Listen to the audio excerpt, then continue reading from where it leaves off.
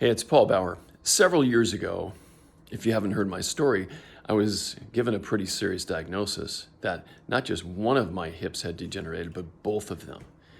And I had been an athlete all my life, super healthy, never really having any health issues. And I just remember sitting there when my doctor told me this news, and I was stunned. And I thought, okay, now what? And it took me about 10 minutes. So what I felt on the inside was, okay, we can heal this. Didn't know how, didn't need to know the how in that moment. I just felt it inside of me. And so now fast forward the tape about 3 years, and I realized after healing it that it wasn't at the physical level that the healing occurred. It was at the emotional level and at the energetic level. And what I mean is, what happened to me was my wife was suffering from cancer and she passed away.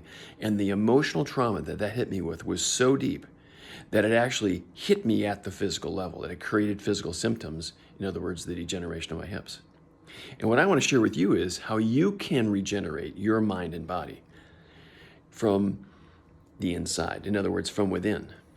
So I'm going to share more details about this, but I want to share with you that don't you ever give up on what your body can do for yourself, because the same energy that creates your body heals the body. Talk to you soon.